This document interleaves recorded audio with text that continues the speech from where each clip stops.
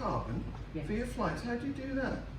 So there's loads of companies out there at the moment where you can basically offset your flights. In fact, EasyJet, I think, had their first flight yesterday or something, where they are now going to start carbon offsetting their emissions. It's controversial in itself as an idea. The point of cutting carbon is that we need to get rid of it. So there's some schemes called gold standard schemes, and they are looking at changing heating systems in kind of rural villages across Africa and places like that. So they can tangibly say that they are actually removing carbon away completely from the atmosphere. There are other projects, some of which are a bit more woolly, which is about kind of protecting forests. That doesn't actually remove carbon in itself. All that's doing is actually protecting habitat that exists already. So you need to do a bit of due diligence and have a look exactly what carbon schemes are out there. I literally just googled what are the best carbon offset schemes and found a company, read up about it, was happy with it, and went with that one. So. Are these claims made by airline companies? Are they audited? You know, they can say we're offsetting your carbon, but who's checking up on They're them? only just starting to do that. That has not been done to date at all. But yeah, they would be audited, yeah. Using that next. Yes, I understand that carbon dioxide in the stratosphere, as used by jets, is quite a different thing to carbon dioxide at ground level. Yeah. So, is your offsetting actually doing anything? Again, this is where it comes down to. Lots of people, hardcore environmentalists, do not think that carbon offsetting is okay at all. I mean, basically, you're just kind of giving yourself a license to continue going about our lives as they exist at the moment, and not actually changing anything. I have promised to myself that I won't be doing that in future. You know, I will make it a bigger holiday. We will go and get the Eurostar and then get a train down, or driving significantly less carbon dioxide emitted than flying still. So yeah, so that's my pledge to myself. I'm not going to be doing it anymore. You know, I won't be going to Japan anytime soon, I guess, and slow boat to China in future. What's the difference between stratospheric carbon dioxide and tropospheric carbon dioxide? This one is in the cycle, that one isn't? Yeah. Yeah? As I understand it. Yeah. Surely it balances out. Right? Surely there's diffusion between the layers. There's There is some diffusion, but not yeah, a lot of mixing. It's also the effect generally. So the effect in terms of how that carbon is affecting our atmosphere, and the blanket effect that it's doing around the globe is higher at those levels. That's why you hear about methane, for example, being substantially worse than carbon dioxide, which is one of the worries about, you know, Arctic and polar regions kind of melting at the moment, is that this methane actually has a far bigger hit in terms of warming our climate, but it's shorter. So methane molecule will be released into the atmosphere, it will have its warming effect, and it will perhaps last 20 years, whereas carbon dioxide lasts a lot longer. So that's kind of, that's how the different molecules are actually interacting. And it's methane trapped in ice, isn't it? That's why it's the Arctic that's significant. Yeah, and but also like the permafrost regions. Yes. So Canada and Russia, you know, they've suddenly found these huge holes appearing in Russia. I don't know if you've seen any kind of things going around online, but they're basically, the methane is coming up out of the ground, it gets trapped, and then it explodes out of the ground in one huge hit. And then there's the scientists, have you seen those guys, where the methane is bubbling up these kind of polar lakes, and they're actually setting fire to the methane as it's escaping from the polar lakes. I mean, it's pretty scary stuff that's going on at the moment. Yeah. The other thing you mentioned, oh sorry, am I commandeering it? Yeah. I'll just do this one, then I'll shut up. The other thing you mentioned was Shell as a bogeyman. They're all bogeymen. But BP currently is putting out adverts to say that we're doing all sorts of good things. We're investing in solar power and turbines and I don't know what. Yeah. So it's a tiny fraction of what they're actually investing on a long-term basis. The current investments by oil and gas extractive industries is set to go way past the 1.5 degree warming, and they're talking about, I can't remember the figures, but it's in the paper today, about a 30% increase on production from previous years. So they're actually trying to really heavily extract every single last drop. There was a report by an organisation, I'll find it and I can send it to you. It was really interesting. It's basically talking about how the reserves that need to be kept in the ground. This is where the whole divestment and stranded assets thing kind of comes into play. So we're talking about like most of the reserves that they currently know about need to stay in the ground to stop anything past 1.5 degree warming. But they're still continuing to seek out new sources, shale gas, fracking, all these kind of sources of carbon intensive fuels. So if we start going down that road, then we're never going to reach 1.5 degrees C basically. So there is a lot of greenwashing, for want of a better term. This is the one that's banded around by the oil and gas industry as it stands at the moment. But when you actually interrogate the figures, and we have, you know, the divestment thing, I spoke at the pension panel, and the pension panel basically say, we are bound to our pension holders to make best financial returns that they can for their pension, right? That's fine, okay. And to do that, we basically passed our fund over to a hedge fund manager, and that hedge fund manager has signed up to this global initiative called the Principles for Responsible Investment. Okay, right, so you think, yeah, that's brilliant, no worries, it sounds all lovely. When you actually go and interrogate that data, and I did spend a long, boring 4 hours hunting through these spreadsheets, you actually start realising that it's nothing more than a tick box exercise. They've signed up for it, they're not actually doing anything about it as it exists. So the whole kind of, you know, thing about we can't take more carbon, really, we need to stop fossil fuel extraction now. That's how it should be. Or put a carbon tax on it. What ideas have you got for its replacement? So there's no easy route out of it at the moment. We need to stop buying as much plastic stuff. So the carbon industry, the oil and gas industry, itself develops plastic, basically. They are building currently new plastic factories, and that's funded by the oil and gas industry to build new plastic factories in Florida, which is probably not the best place to do it considering sea level rise, but that's where they're doing it at the moment. So our use of plastic is having a really detrimental effect. And we buy a lot of plastic in, you know, kids' toys, it's all plastic, and you can't do anything with it. It's not a recyclable material. I fail to see how that answers my question. So, okay, so if we wanted to change, we need to change people's hearts and minds first. We need to realise that our humanity is not set on consumption. We are human. We're not what we own or what we buy. We're set up to live in a system. And you know, we all are, you know, climate hypocrites to a point. I'm driving, I'm lugging all this stuff around. If I had an electric car, that would be fine.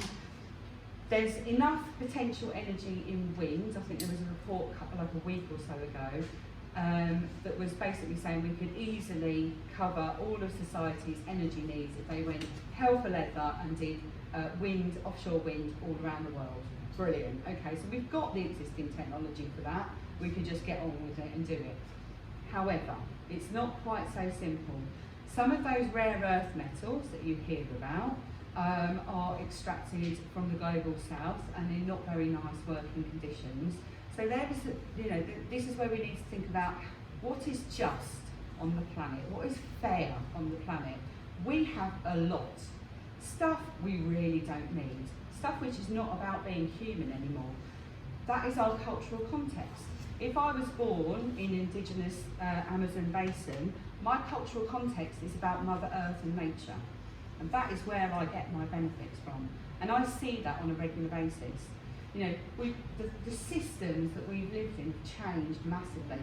There is a really good book that I can recommend called Hungry City by a lady called Carolyn Steele. It's a bit old now, but it's fantastic. And it talks about our food systems and how they have changed over human history. So starting with farming and kind of moving on to basically where kids don't know where their food comes from. We go to the supermarket, it's all dressed up in nice little packets. We don't smell it anymore. In London, we used to have Smithfield Market, and they drive the sheep into London, and you would smell it, and you would see the slaughter, and it would be visceral and real in front of you. That's all gone.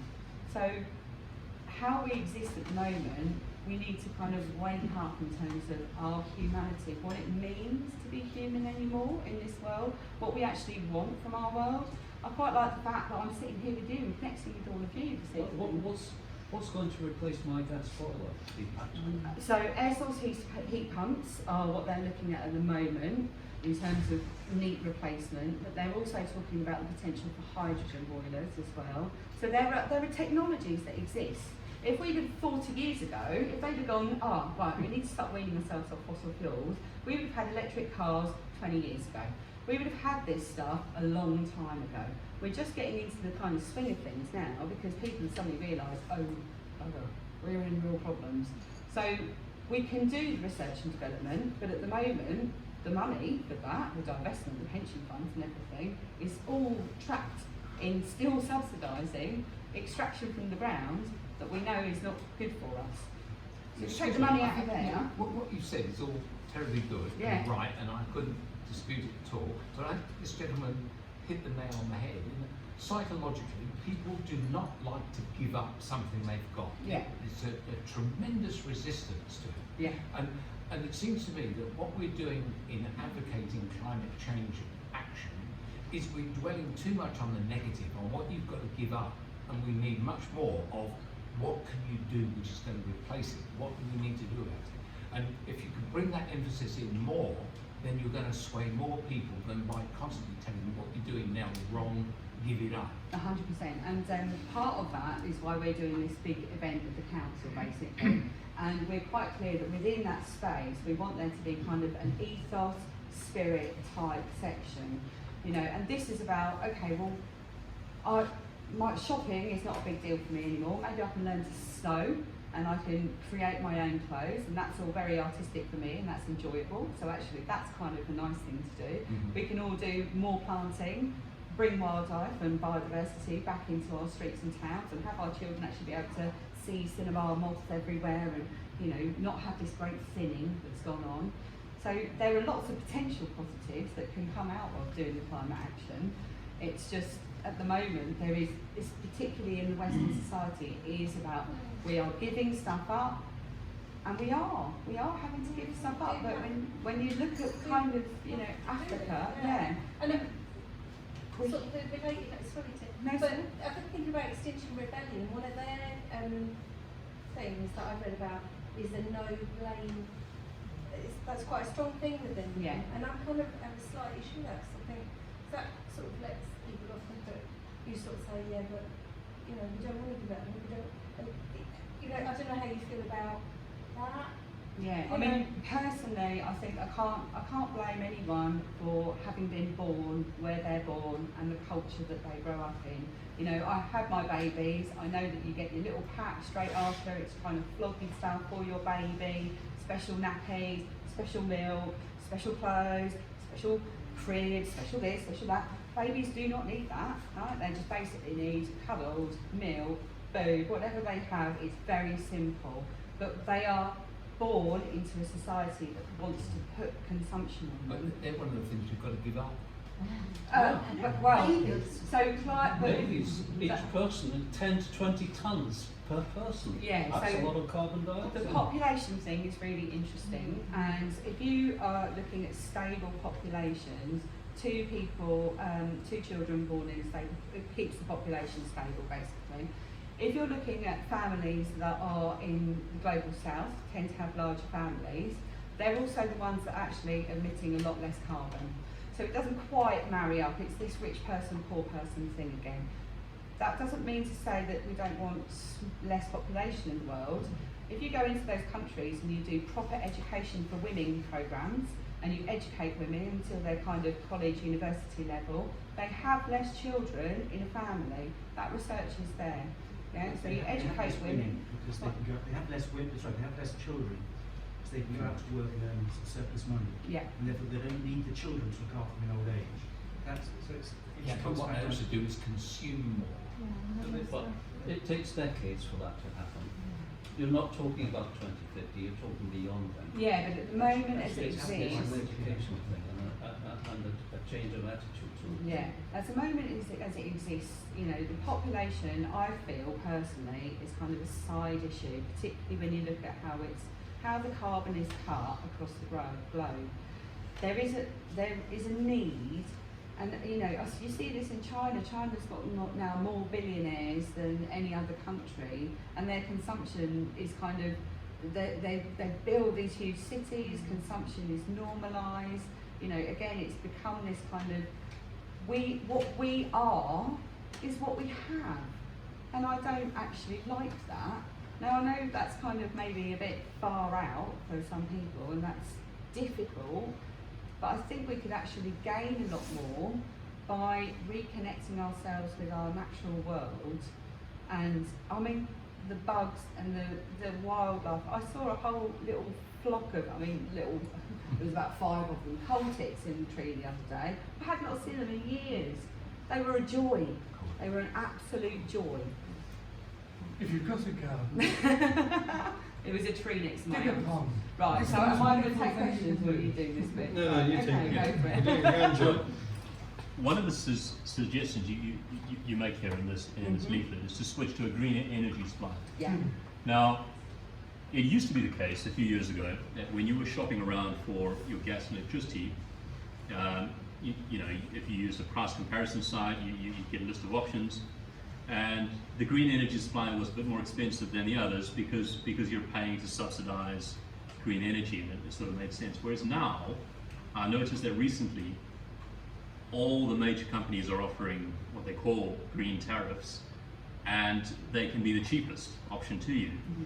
And I've read that it's become a bit of a scam where they, I don't know what you think about this, where they apply an accounting trick to make it seem like you're buying green energy, but all they're doing is they're taking their energy mix as they're given it, so maybe it's 30% green, 70% gas and coal, and all they're doing is they're saying, right, well, this 70% we're going to sell to our business consumers because they don't care if they have green energy, and the green bit we'll sell to all the homes, and then there's no incentive on them then to buy more green energy because they don't need to, because they've done this accounting trick where it seems like you're buying green energy, but really they're just manipulating spreadsheets. Yeah.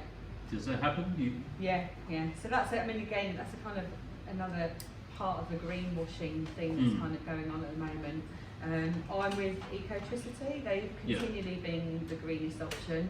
It's a fortune, okay, because I live in a 1-bed rented flat. Yeah. It's an Edwardian building, single thin brick walls. There's no insulation at the top, single glazing. Okay, I pay like 120 quid a month or something ridiculous, but I do sleep easy at night. But I don't, you know, that again is another structural thing. They had a lot of time that they could have sorted it out, but we're in the position we are now. There are still options where if the government turned around and said you need to start really investing in stuff and changing your energy mix, they do it. A long time, it was about 10 years ago, there was a zero carbon homes programme. They were basically, no new homes were going to be built unless they were zero carbon. Yeah, and they thought, excellent. And I went to a developers conference, and the developers sat there and they went, well, if they tell us to build it, that's what we'll build. And then another government came in, scrapped that. And so the zero carbon homes thing has gone out the window, but we could have had like thousands of zero carbon homes. We don't. We've still got Simon and Barrett and all the rest of them building the same gas boiler stuff with no kind of insulation within the building. You know, it's the same stuff. I don't accept that. there are standards that they have to They do live have up to these standards, days. but They it's do have not to zero insulate. carbon. They do have to insulate. They The do. standards are actually very low, far lower than the Scandinavian. They are unfortunately quite They're low. actually very, very low. This is the difference between structural changes that we need, like, you know, the governments take a political will on that basically and a lead on it. They brought it in. The developers were there in that conference going, "Yeah, that's all right, we can do that." because it exists already. Can you tell me how electricity provider supplies green energy? Where does it come from? So Ecotricity, basically any profits they put back into solar. So they are building their own solar farms, they put them on top of buildings, and they bring in solar. So all of their electricity comes from solar? Pretty much all of it, and then they're in the process of developing green gas mills. So this is biofuel gas mills, which again, controversial. You know, are you land use and blah blah blah. Is that good for the climate? We're not sure. But they're looking at the biogas kind of boilers. But they're not large enough that They're to not. be able to provide for It's only probably about- many more consumers. They're not at It's scale only at the about moment. 8% of the country has green energy. Yeah, I mean- 8%. But Where's it- several days this year, over 50% of the energy needs of this country was produced by renewable energy. Yeah. And so we're That was moving in the one- right that was direction. 1 or 2 days. Yes, That's but very we're just moving in the right Don't- direction. These solutions are not instant. That happens And in you, when summertime. your boiler, when you need a new boiler, you can get a greener boiler than the one you currently have. In 10 years' time, we might be able to get another boiler that's even greener than that. Mine is These green. things don't happen Mine is instantaneously. pretty It's a green. It's slow only change. 5 years old, but it still needs gas. Yeah, and there are greener forms of gas. Yeah. Good. I think what we have to be is realistic about this whole thing, because there's a lot of emotion just flowing around that comes as facts. They're not facts. But if you don't pay for green energy, there's no money to pay for green energy. You know, you can say no. You know, I'm not going to invest in green energy because nobody else is doing it. If you actually say, right, I'm going to, you know, Which is why you have my to- 150 quid a month, whatever, how much it bills are. That's what we led by government. Yes. Well, no, this is It's about true. but, you know, regulation, it's about government. Yeah, If and, you want to and, know what's and going on. locally, you know, Adrian Worthing locally are looking at district heat systems, so those kind of systems we're going to be putting. They're doing a whole energy audit at the moment of the council. That's due to be published, I think, in December or something. And they can start to really kind of map out what the energy needs are of different buildings. This is where the kind of Green New Deal idea starts becoming quite interesting. You know, a government's budget is nothing like a household budget. So a government can choose to spend initially 20 billion on HS2 and ramp it up slowly to 80 odd billion, and it's still value for money. If I did that in my business or my home, I think my husband would be like, really? I'm not sure about that actually. So the way they're set up is quite different. And in terms of economy, if we borrow significant amounts to actually do a comprehensive programme of retrofitting green technologies to houses, we're creating jobs, local jobs as well, because you need a lot of builders, and you've got the potential to kind of transform our household stock as it exists at the moment and bring down significantly the amount of carbon. Transport is a really tricky one, because transport is about 30% of Adrian Worthing's carbon emissions en masse. So that's really hard to tackle. I wrote an essay when I was doing my master's about sustainable transport and how can you get me out of my car, because I absolutely love my car. Yeah, I used to have a bass bin in it and I used to drive it around and it was my favourite thing in the world. If I had access to a pool of electric vehicles on my doorstep that I could just chuck the kids in and go up to the downs, whatever I need to, I would use that. Quite happily not pay insurance and petrol and all the rest of that goes with it. So there's things that could exist based on the current technologies that could significantly help move us in that direction.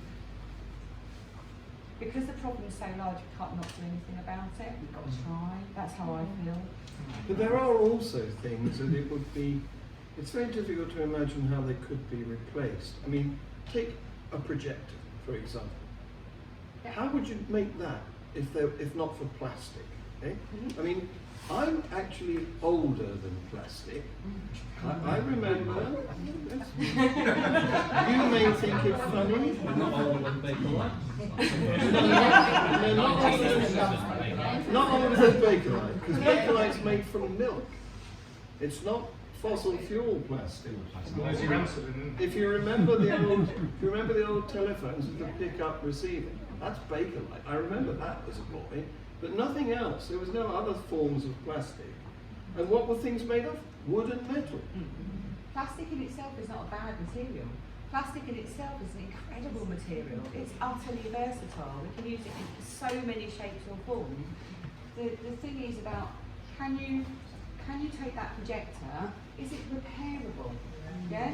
Can you if the top cracks, can you buy a new part and repair it? What do you do with that part once it exists? You know, there's locally Transition Town set up a repair cafe. Yeah. So toasters, sewing stuff, all manner of things being taken by people to be repaired. You know, and they're quite simple fixes often. Yeah, the kettle when the element's broken because there's a loose wire. Well, I mean, us older members of the audience, we are very much the mend and repair generation. However, I will admit that of recent years, we have joined the throwaway society because it's become so easy. It's so difficult to get stuff repaired, and clearly we have to return to that way of thinking. Exactly, and that's potential for new jobs and stuff like that as well. You know, there's quite a lot of positives that could be achieved by doing this kind of climate work. I mean, repairing stuff should just be the norm. You can't be blamed for that. We all do it. We are literally bombarded constantly by advertising. Yeah, you go on Facebook, it's like, oh, wish. It's not just that though, you can't find people to repair stuff and it will cost you 3 times as much to repair it as to replace it. The replacement bulb for an excellent projector, like that one, costs more than a new projector. And that's deliberate. And that's deliberate marketing policy. When they built the first light bulbs, they built in planned obsolescence. This is not an unknown thing. This is something that they've done deliberately. I mean, but it can't be acceptable. We surely must be able to say it's not acceptable to be like that. But this is I not don't want my mobile phone to go to ER. This is not a single-use plastic, is it? It's thousands of pounds. But there's a lot of things we own that you don't need to own. I've got a wallpaper stripper that I use probably once every 5 years, or 10 years or whatever. And it's just a bit of plastic. In Bristol, there's a library of things. Yes, the library of things. And you got money, a wallpaper stripper, you pay a couple of quid, you hire a wallpaper stripper, strip your walls, you bring it back. Yeah. And it's the same for projector. I mean, you know, how often do you, I mean, you probably use your projector quite a lot, but... It's not mine. no, maybe somebody might even projector 2-3 times a year, you hire a projector, you know, a couple of quid. And I think that's something that's very interesting, because I've got all this stuff, you know, power tools, all this sort of stuff that gets used every so often, but not massively regularly, you know, and I think there's something to be said for hiring stuff and making less, but you still have access to the stuff that you need, you know. There aren't these things. It comes down to what you said earlier about consumer society. Gareth? You said about planned obsolescence. The EU this month passed the rules that stated that all manufacturers have to plan for a minimum of 5-year period to keep products and spare parts and make things easier to maintain and so forth. This country massively voted against the younger generation and left the EU. How do you reconcile that? You said 40 years ago they had a chance to deal with this. From my perspective, as someone who's under the age of 40, the elderly generation have just thrown away my future again for their own self-interest. Yeah, I mean, I don't reconcile it. Can I just say something? I think if you want to know what's going on, you have to follow the money. And if you follow the money, you'll find it actually, it's large corporates that are actually deciding how we're going to live our lives. And they've captured the political system, and therefore everything is geared towards their interests, which is essentially about making profit. When you talk about things like fuel, that's about stranded assets. If you've got coal in the ground or oil in the ground, you're going to use it. And the problem for government is that it's managing the transition between going from one technology to another. So if everybody's happy to have high levels of unemployment as this transition goes on. So people, you know, then that's fine. But one of the difficulties we don't have honest conversations about it. We don't have honest conversations about it because we don't have a free media. The media is designed to sell advertising, not to give us information. So you have systems and structures that lead to the outcomes that we've got, and we complain about the outcomes. My view is you deal with the fundamentals, not the froth. And the fundamentals are get our political system sorted out so we're properly represented, so that it's not captured by big business. You take the money out of politics. You get people educated so they know what when they're having a conversation, they are educated. So citizens' assemblies with referenda, so people make a commitment to giving people real information. Agriculture is one of the biggest problems in terms of global warming. And the problem with that is we're all brought up to believe that food should be cheap. We think food should be cheap. If you're a poor family, you should have cheap chicken and cheap everything on the table. The difficulty with that is we throw away 30% of all our food. Not only that, we're taking up 30% more land than we need to breed cattle that we don't need because we're throwing away the food. The Food and Health Organization of the United Nations wrote a report just about a month ago, basically saying that industrialized agriculture is the biggest cause of global warming. But not just global warming, it's also responsible, they would argue, one of the biggest contributors towards the breakup of the family and social structures of our countries, towards the decimation of our environment and health issues. And yet we persist with this industrialized agriculture. Once you start thinking that cheap food actually is a problem and re-educate people to the idea they don't have to have meat every day, that they can have high quality meat once a week, because the problem we have is lots and lots of food with no value in it, no calories, no vitamins. So we're feeding our population rubbish, destroying the environment in the process. And most intelligent people, if you present them with the facts and say, do you want to live in a world like that? Most people would say no. But you have to give them the knowledge, and then you have to give them alternatives. So this idea of saying, get people to give up, become vegans or vegetarians, forget it. People are not going to do it. They'll take baby steps. So give them alternatives about short-term things that they can do, get them educated to the idea that they can actually change the way in which they eat and the way in which they think, and with 5-10 years you'll have some sort of change. It requires, I think it comes from the centre. Yeah, that whole food system thing picks up on the book from The Hungry City by Carolyn Stewart. Brilliant book, absolutely. It But also talks you've got about that kind of the cheapness of food now, and You've how also got we. people like Gunter Pauli. Gunter Pauli is a physicist, and basically he believes there should be no such thing as waste. In the natural systems, if you just look at nature and how natural systems operate, there's no such things as waste. And with an understanding of physics, you can think through systems and you can develop alternatives. And he's come up with this notion of what they call economies of scope, where if you produce a cup of coffee, you're only using about 2% of the total energy that's required to produce that cup of coffee. You only use about 2%, everything else is thrown away. What they do is they say, well actually, rather than throw it away, reuse it as nature would. So you take the coffee grinds and you grow mushrooms, and you make an income out of mushrooms. Then you take the waste from the mushrooms, and what you can do with that, you can grow spiders, and the spiders have spiders' webs, and you take the chemicals out of the spiders' webs and you use it in hospitals for healing wounds. They used to do that in the First World War, and that's £1,000 a litre, it's incredible. And you keep doing this until there's nothing left. And that's an intelligent, sort of cradle-to-cradle way of thinking about how the economy should operate. Yeah. There's a lot of work around, circular economy and stuff like that. There's a really good organisation called the New Economics Foundation that talks about how we could bring in this kind of transition without having mass unemployment. There's also a part of that which is like, okay, maybe we can have a 4-day working week, for example, and what are you going to do with your time that's not shopping necessarily? So, that might actually, you can enjoy yourself, because I don't find shopping particularly enjoyable, but we were grown up with it. It was brilliant as a kid. That's what you did, is you got your mates and you went into Brighton and you went shopping. So all that kind of change of minds thing, the food systems thing, read that book, it's amazing. It's a bit old, but it's amazing.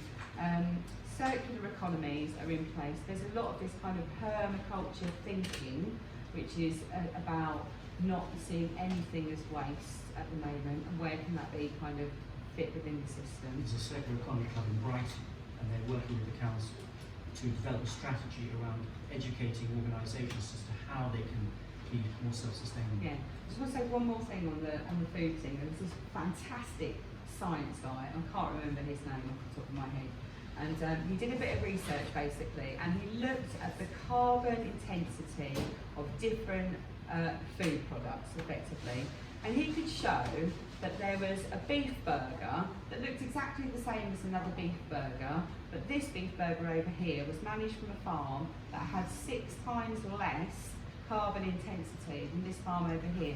Now I think as consumers, if we had that kind of labelling on our packets, actually that would give us a bit of choice about how we can choose our food in a more sustainable way. You know, it's difficult to see where we can rein back. When we go into a supermarket now, we've got like 40 odd different pasta sauces, for God's sake. How many pasta sauces do you need? You need garlic, onions and tomato, and whatever else you want to stick on your pasta sauce. But there's that choice that exists. Rolling back from that's not necessarily easy, but if we if we start putting carbon footprinting on all our packets, then we can change that as consumers and change our behaviour. Pay the real cost of stuff. But it's not down to us as individuals, though. No, it's not.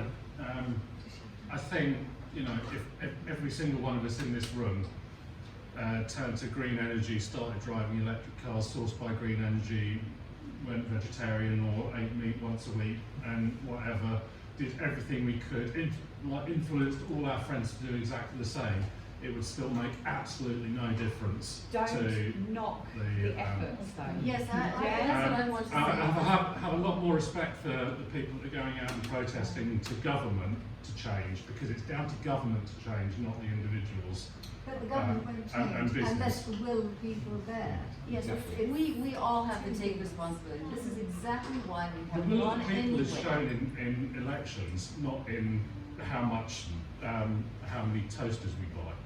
I think So what were you saying? how much water we do or don't drink. I was just trying to point out, because I was an environmentalist before you were born, and I was one of the first environmental scientists in the US, you know, so essentially we haven't done anything for all these years. We've just talked about it, we've measured it, and every one of us has continued our lives without thinking about it. So we do need much more regulation. We need to have incentives to do the things that will, you know, we need more incentives. For example, I would put in solar, but you know, the incentives are not there enough to make it worth my while, because you know, I'll have my husband or someone else say, hey, it's not worth it to us. Yeah.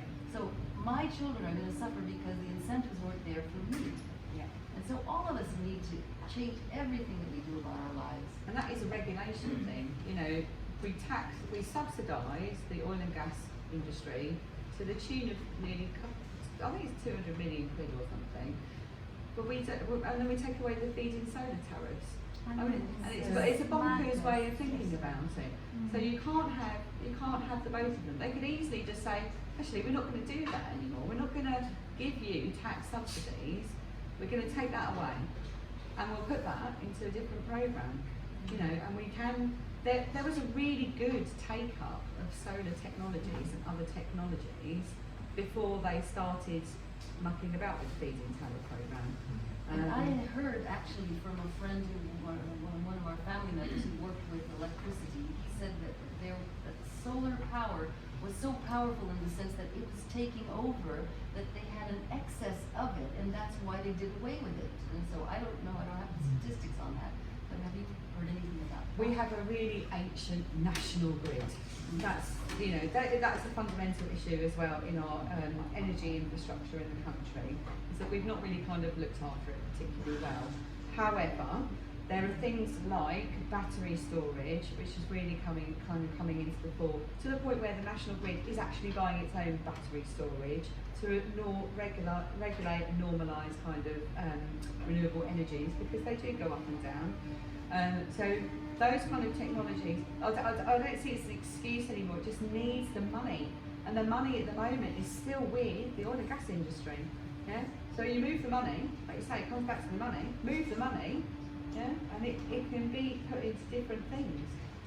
I mean, I think you're saying we haven't got any incentive, but actually there's all the stuff about sea level rise. If you all live in Worthing, I mean, if you look at the new climate centre was an organisation called Climate Central, and you look at their new predictions, more or less, that if we do nothing, the whole of Worthing is underwater by 2050. Yeah, it's not actually. Unless you live right. Littlehampton Road, I think it comes just Okay. after. Well, actually, the new predictions was they realised they'd underestimated because they'd measured from trees and the tops of buildings, and then they realised actually the land was lower. Seriously. More or less the whole of Worthing by 2050, which isn't actually, it's still in my lifetime, it's not I know, possibly. It is underwater. So if you need an incentive, you know, that surely is enough to, and I'm not saying if we change things in this country that solves that, but we have to do our bit here. You know, we can't talk about any other countries, we just have to do our bit here, so. So there you go. Is that enough? Buy property in Salvington. Is that enough? You've got China who are embarking on opening up new coal-fired stations. Yeah. They reckon this year to overtake what the Eurozone is actually losing in carbon. There's a report in the FT today. Yeah. What are you doing about protesting in China? Yeah, I mean, you know, China is a very different beast, isn't it? Don't want to really protest in China. We're quite lucky to live in this country. But when you look at that per capita thing, which I know you can't see particularly well, when you look at the difference between a country's carbon emissions and the per capita carbon emissions, they are massive.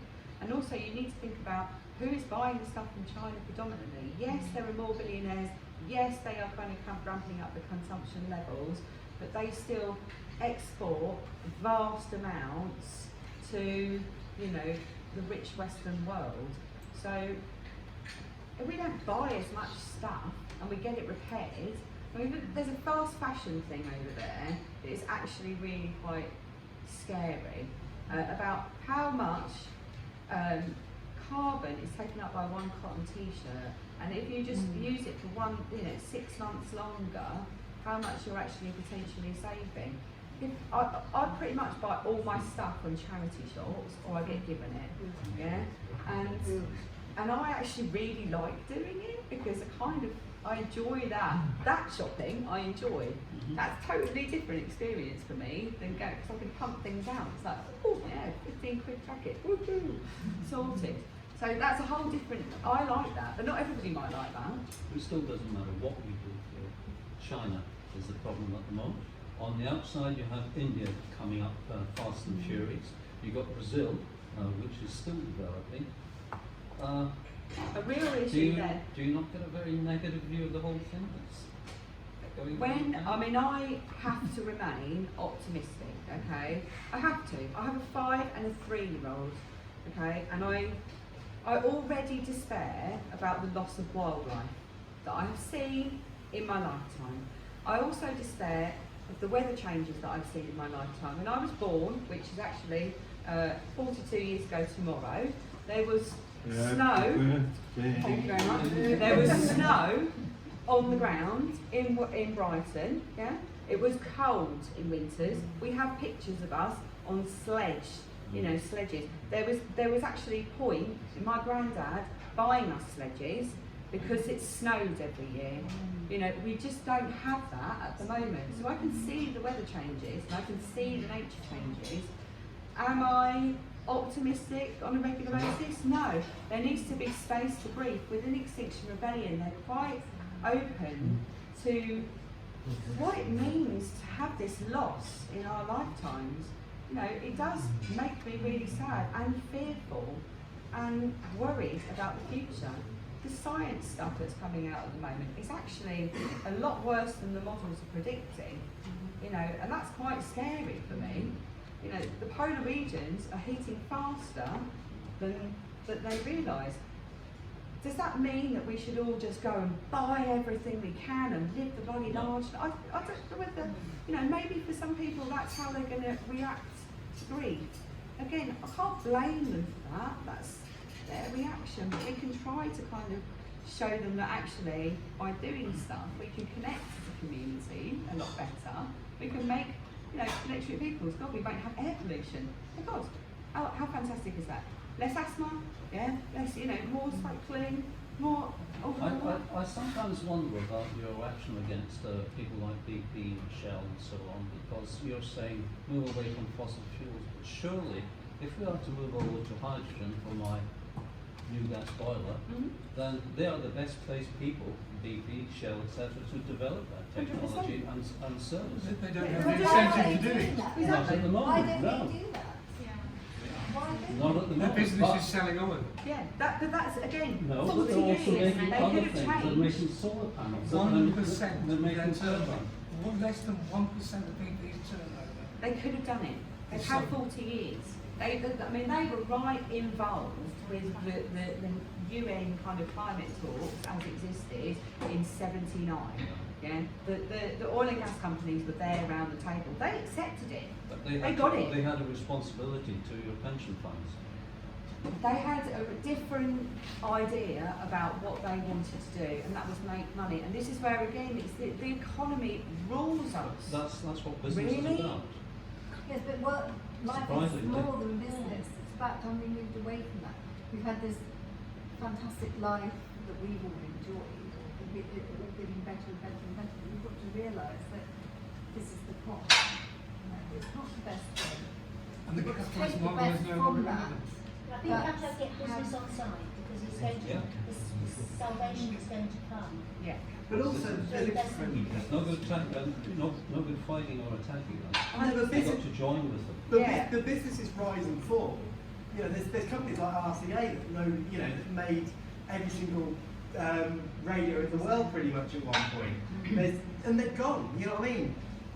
If they can't provide what people want, they will fade. And I think that's a good thing. And you know, we can't just say, oh, BP is not an eternal being. You know, it won't last. It doesn't have to last forever. Shell doesn't have to. Somebody doing a better job will rise above them, and hopefully they will. You know? I mean, the thing is about Shell and BP and all the other oil companies, they know they're polluting the planet and they're still carrying on doing it. And actually they're criminal and they are going to be prosecuted and they are being sued. Exxon is now being sued in the US for all it knew about climate change for the last 40 years. And companies are going to start being sued. So they need to start, you know, just going into renewables, stop extracting fossil fuels now. I mean, if we want a planet, I mean, there's no arguing actually about this issue. If we want a planet, a livable planet, we have to stop extracting fossil fuels. It doesn't matter who's in it for the money or all these other questions don't matter. Yeah. I, as the chief executive of Shell, say, sorry shareholders, for the next 10 years, say, you're not going to get any dividends. Yeah, Oh, boo, that's boo, right. boo. You've done really well for the last 40 years, but now you're not. So, we're going to take those dividends and we're going to totally transform our business. They could do that. Yeah. They are only a business. We are bringing on businesses. We're working with that in that conference that we're doing. We are making sure that we're inviting people who are in the Chamber of Commerce. We're bringing businesses alongside. There's a consultancy called Boland, and they did a really interesting report about disruptive organisations like the Ubers, the Teslas, and what they've impacted and how they've impacted on those kind of existing industries, Airbnb, people like that. You know, change happens in the business landscape, and it can happen quickly because more often than not they've got different funding mechanisms and financial mechanisms. So, to Joe Public, yeah. If you've got £54,000, by the way, if you buy a hydrogen car next year. If they stop paying dividends, the shareholders would sell the shares and move on and put the money elsewhere. Well, that's a good thing, because they Yes. invest in green energy. The company may which well is collapse as a rising. consequence of Oh, that. That's what happens. that's So, what- I don't have a gas boiler anymore because it You wouldn't could work. have some Someone else electric could do heating that. Yeah, from wind power just off the coast. You could have some electric heaters. What's the problem with that? Michelle, You know, this being an election campaign time, they're all trying to brag about how many trees they're going to plant. Yes. What do you think of trees as a way of sequestering carbon? I think it's a great way of I'll have that one. Sequestering carbon. And there are some incredible projects that are going on across the globe. You know, India, they're planting millions of trees. They're doing this Saharan kind of green belt project. China, is doing huge amounts of tree planting. So there are some massive gains to be had by planting trees. But There they is a catch lag fire. between a little tree and what that carbon storage is, and how long it takes, 20, 30, 40 years for a tree to become mature and taking in significant amounts of carbon. So there's a lag there. So we need to protect what we've got, and that means going hard on things like developers. I can't remember how long ago it was, but there was a development site down in Brighton. All the trees on it were TPOs. So that had tree preservation orders on them. Basically, they were mature oaks, 50, 60 years old, and the developer went in and they raised a lot to the ground because at 15 grand per tree, it made financial sense for them to raise the lot, take the fine, and still develop the site. So we need a whole different mindset. Our parks managers and our council at the moment is all over the tree thing. You go out and plant your own tree. Stick a tree in the front garden, Small one if you've got a small one. Big one if you've got a big one. Do it now. They do catch fire though. Tree. You might get the odd tree that's caught by lightning that might be a fire risk, but predominantly trees are not so bad at fire, not in this country. Sydney, you can't breathe at the moment. That's a totally different habitat structure. Eucalyptus, which are natives, are naturally have wildfires that go through, and some of the species, that's how they actually germinate. They need fire to germinate. However, Australia, as I said earlier, that Indian Ocean weather system is creating far more drought across Australia as a continent. It's they're really struggling in terms of, they are the canary in the coal mine, really, that kind of Australia system. If you look at what that is at the moment, that is big. So by planting trees, we're providing fuel for future global warming. No, by planting trees, you are sucking in carbon from the atmosphere. Should they be done in the rewilding? And that's why we've got, that's why we've got Isabella Tree from the Neck Estate. Because when you hear her talk, it's a joy for a start, and rewilding is brilliant. But then again, we need to get over this mentality where a weed is a plant in the wrong place, or something looks a bit scruffy. We need to actually think, oh, it's scruffy, but gosh, isn't that a beautiful spider? Isn't that, a fantastic caterpillar that I can see on there? We need to find that joy again. And you've gone on about bugs and everything being less and birds being less, but you're starting on a lower scale than 20 years and Absolutely. 20 years before that. Yeah, they call that shifting baseline syndrome. Yeah. And that really, really worries me. Yes. That for my children, But the conservationists think like that.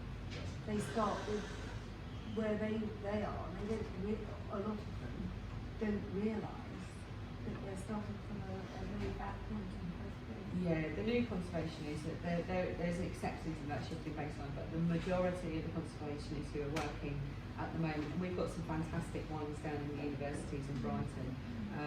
I'm reading a book at the moment called The Garden Jungle, and it's a joy to read. He starts off with a little recipe each chapter, and then he talks about earwigs and how fantastic earwigs are. And they are great. I love earwigs. Well, but they're good for the birds. I know and they're that. good. We've lost the bird population because of the ramifications. So bring back our insects. That's great. And stop using pesticides. So that's Michelle, what's your views on nuclear energy? So nuclear energy is a tricky one. I've seen a lot of the kind of new scientist reports, and they're talking about these new nuclear things. They're a lot safer and less dramatic. They can be deployed quickly because the technology exists. And the guy who came up with the Gaia hypothesis and kick-started a lot of this, he's really a pro-nuclear person. I still think there's issues with nuclear waste. And there's a book called Underland by Robert McFarland. I can also recommend that. It's really fantastic, and it talks about these incredible sites that we don't even think about as within our society, where they just dump nuclear waste and cross their fingers that the future generations are not going to be going down there anytime soon.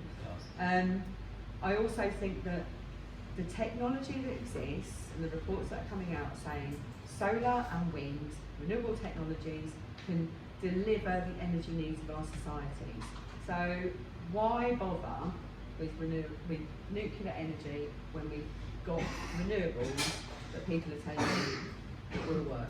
Is it not because those renewable sources of energy are intermittent, so they can't form base load supply? So the base load is what is what provides electricity when the sun isn't shining and there isn't wind. So you need a consistent underlying source, and nuclear is good for that. Well, that's where the national grid. That's where the national grid started buying batteries. Towards.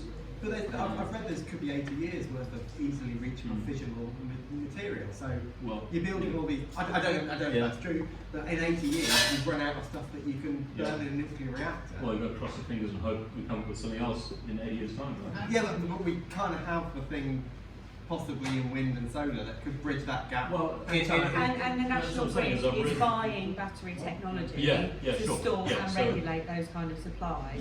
So they're already thinking ahead.